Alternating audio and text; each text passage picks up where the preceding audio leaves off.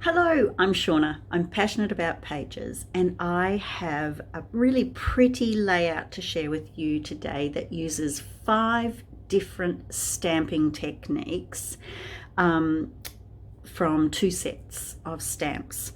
So I am using the beautiful For Always paper pack. This is a Bring Back My Pack for Close to My Heart during the month of July. And it's beautiful blacks and whites that can then team with any other colors. So these wedding photos are of one of our lovely sponsor kids who's all grown up now and married, and she had pink bridesmaids and accessories at her wedding. So I went with raspberry colors for this one. I'm going to show you in a minute the layout that I'm starting for my daughter's wedding using Paprika so that you can see the different look. Okay, so let me just quickly show you the papers and stamps that I'm using. So these were first bought out in 2013 and they were super popular and have been brought back for a short time. This gorgeous stamp set called I forget what it's called, something backgrounds I think, but anyway, it's got the floral, the chevron and the diagonal stripe, and these are 1 3/4 inches wide by a little over 5 inches long. So they're fantastic for creating borders, but I'm not using them for borders today. And then there's the beautiful Love Doily, really pretty, looks like an old-fashioned lace doily, and then it has 2 little sentiments on it. That there's lots of things you can do with this.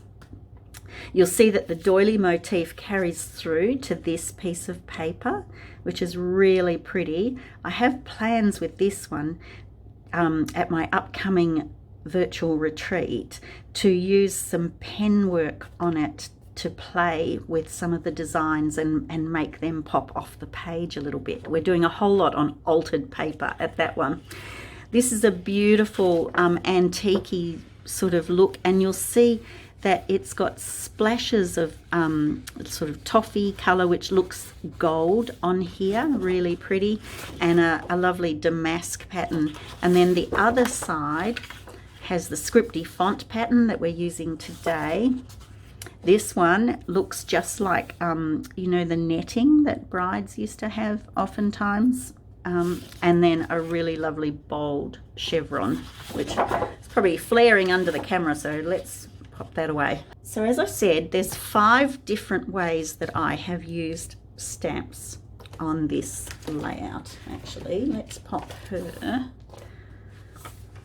We weren't able to go to this particular wedding, but we had the great pleasure several years ago of attending a wedding of her older brother in Zambia. It was so fun.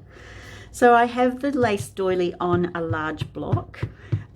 This is a 4-inch square block, and when they're these bigger stamps, I like to put the block down and apply the ink on the top.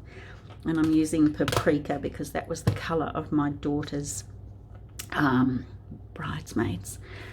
And then when you're using a bigger block, you just want to push it down and you don't have to like strain your muscles or anything, but just hold it there for a little minute to make sure that all the ink transfers. Now I have been using this morning, so I know it's working really well, but when I first start using it, I'll stamp off a few on a scrap bit of paper. And then I'll do one more, because on each side I'm using a full one and some parts of one. Okay. Oh, I didn't hold it. Oh, that's lucky. That can be one that I'm only using a part of. Right, if I just press down that side. Ah, good enough. Okay, so here's 2 I prepared earlier. Then you do need to fussy cut them because they don't have a die to match them. As always with fussy cutting, keep your scissors still and move the paper, okay? And then when you get down into the corner, then adjust your scissors. And with this one, I went really close to the edge, so because I didn't want like a white border showing. Okay, so they are ready. The other bit of stamping I wanted to do was this strip that divides the two printed pieces of paper. I wanted to have a pop of colour that tied in with the doilies, and so I've taken the border stamp with the chevron because that's nice and nice and bold. Okay, now before I start stamping, just let's have a look. Can you see that the image is a bit patchy? That's how the stamp is going to turn out. It's meant to look distressed. Okay, so the first time I used this, I thought I hadn't inked my stamp well enough, but I had. So be aware that that's what you're expecting. All right, I have a strip of paper that's 1.5 inches wide, and this one is a little over 1 3/4. Okay, so I'm just putting a bit of scrap paper underneath me because some of the image will go beyond the cardstock.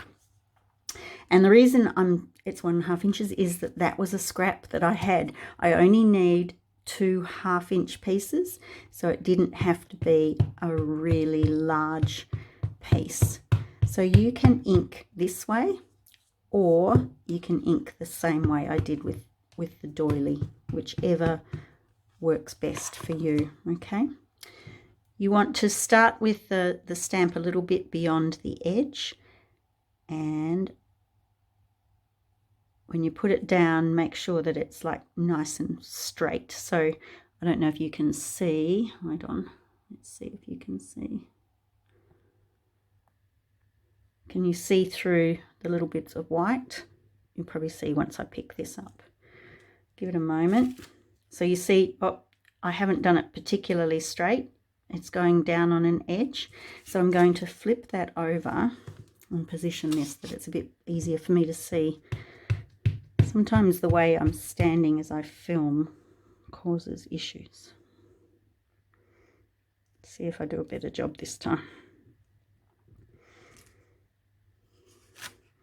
That's better. So it's more even. Okay. Now, this one has ended halfway through one of the dips, and it's designed that this will match up.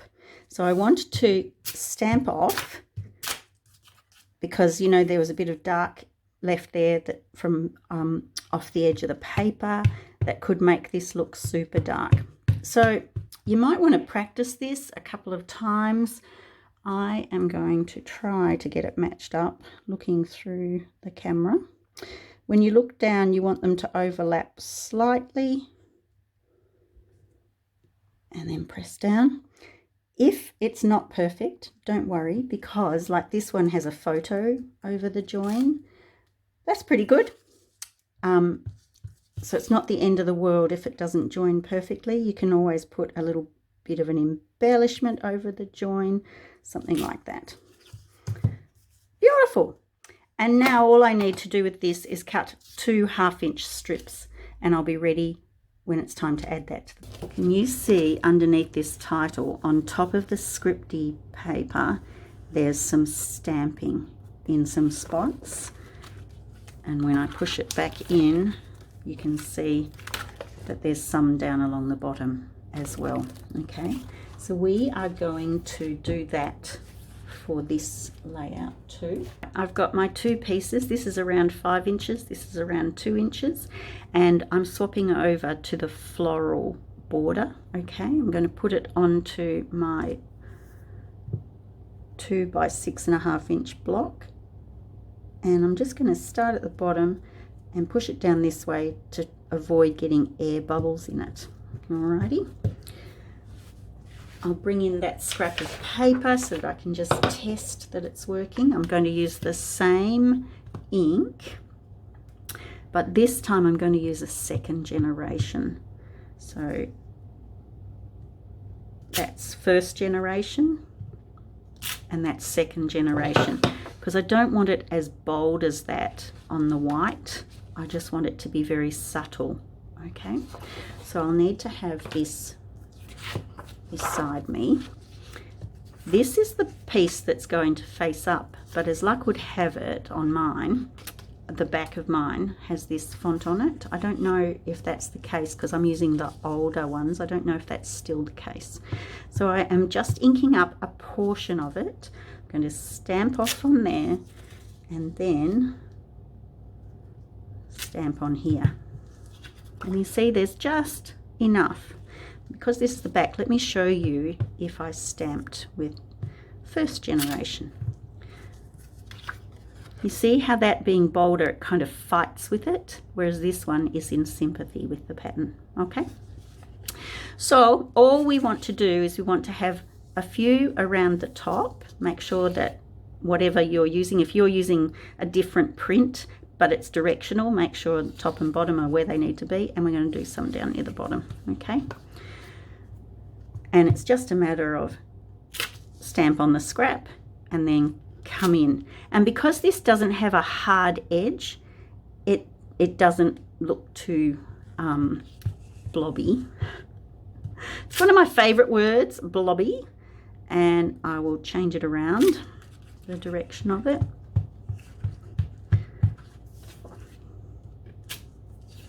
And maybe bring it here.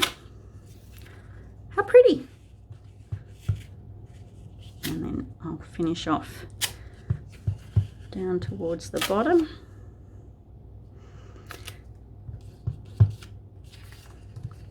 And it's the sort of thing that, you know, people won't sort of, it doesn't stand out, but I believe it brings some nice value to the layout, okay? So let's see how this is coming together. Yep, that's going to look good. All right, let's build it. So I was working on the back of my Versamat because it has sponge on it, which makes it, you'll get a better imprint of the stamping that way. This one is going to come in about 2 inches, okay? And there will be a large one down here and a portion coming in there, okay? Actually, I think it's going to be about 2.5 inches, looks better on the page. Now I'm not going to glue those completely down yet. What I'm going to do is just tack it at the top. So working on your Versamat is fantastic because you've got the measurements around the outside, and I can make sure it's at 9.5 there and at the bottom. And bring a bit of that in. Then I will stick this whole one down.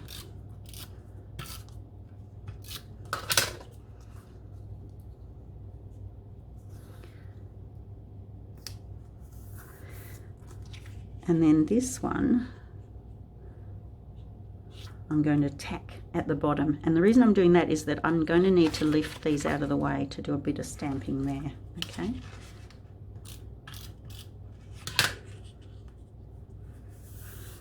All right, so the stamping that I'm going to do is creating this little bit of extra interest behind the doilies.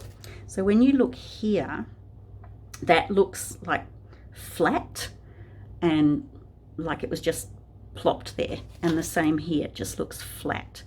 But when we add this stamping, it unifies the design a little bit more, okay? So I'm going to zoom you in, and I've chosen the same word. It says celebrate love, which is kind of nice, and swap to some black ink. Okay, I'm going to ink that up. And I want to offset this, but I do want people to be able to see what it says. So I'm going to start here, just above the doily, so that you can see celebrate. And then I'm going to flip this up and stamp it here. So love, okay. And then we just want to offset it a little bit. Okay, and again, finish it off. Oopsie. I'll have to fix that up. It's because I'm not right over it. I'm just going to have a look where this is going to be. So I'll bring one in there and finish it off. And we'll do one more here. Yep, and that will do us. All right, so off camera, I just fixed up that other one. Now on this original one, I wanted to bring in some of the toffee color to tie in with the, like that highlight on the black paper. And I used a different stamp set that's just got the three little, or the group of dots. But what I thought I would use this time is a little love heart that just comes from another stamp set in my stash as well. There's never any shortage of love hearts. And basically I'm just going to scatter this around the doily and the words, and I can do first and second generation again with the love heart, so that there's a bit of variety. Sorry, that's not good for my thumb. And I might just have one more floating up here. Now this one, you can glue it flat or you can put it up on foam, all right? Completely up to you. The album this is going in is my daughter's wedding album, and it has a lot of pages in it. So I am keeping this one flat, because every little bit of foam I put in, you know, just adds to it. Now you'll notice on the original page, I used a little bit of gold foil paper down here just to give a little pop. It doesn't really go, and my daughter doesn't really like gold. So what I'm using instead is some glitter paper in melon, and that coordinates really nicely. So a full doily and part of a doily. This little part of a doily here was the other half of that one, and a full doily there. I have popped a gem in the middle of the doilies, and you'll see that the way I've got it, I've got a visual triangle with the clusters, and I cut the title on my Cricut. So there you go, that's it. The only other thing I added to this layout was the zip strips. They came off one of these sheets of paper, and the words on it, everyone says you only fall in love once, but that's not true, because every time I see you, I fall in love all over again. I thought that was kind of sweet. And that went across the top. So you could totally do that or not. Up to you. Alrighty. So I'd love you to have a go and let me know in the comments which of those stamping techniques you've tried before. Yeah, please give me a thumbs up, like, and subscribe if you'd like to see more